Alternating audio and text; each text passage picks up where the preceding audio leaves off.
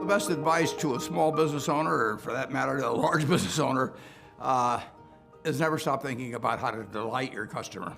Not to satisfy your customer, but to delight your customer. And when you wake up in the morning, start thinking about it. During the day, think about it.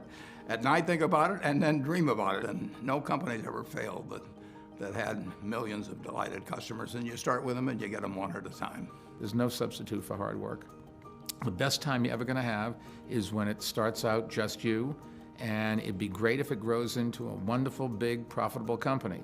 But you're never going to be happier and more satisfied than you are in the first year or so of getting your business going, because you do every single thing. You sweep up when everybody goes home, you're the first one in, you plug in the coffee pot, so when your people come in, they have hot coffee and can get straight to work.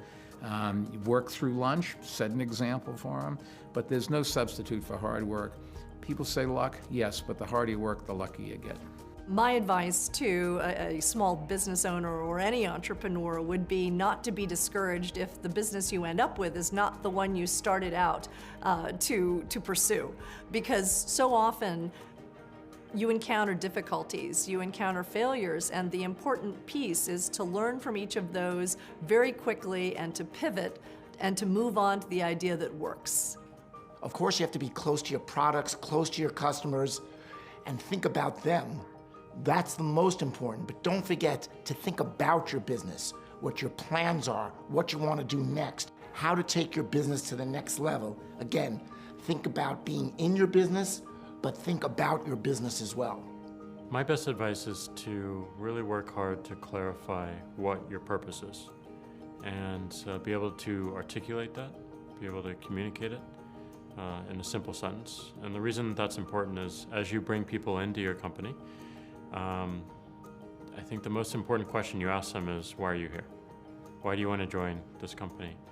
And if you hear that purpose back, if you hear that passion around that purpose, it makes everything a whole lot easier. Any skill can be learned and taught, but passion cannot.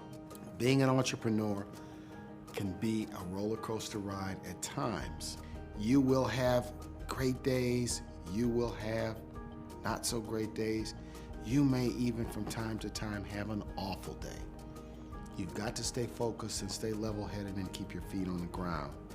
Companies that do well at some level, even though it may not be written down on a piece of paper, need to have kind of a clear strategy of why they're different, why they're adding value, why they're producing something special that customers need and that they're not getting now. So I think if there's a clear sense of strategy and you can get all the people aligned around that, then you get a lot more power than if you're just scrambling and working harder and harder and without that clear direction. So that's my one piece of advice.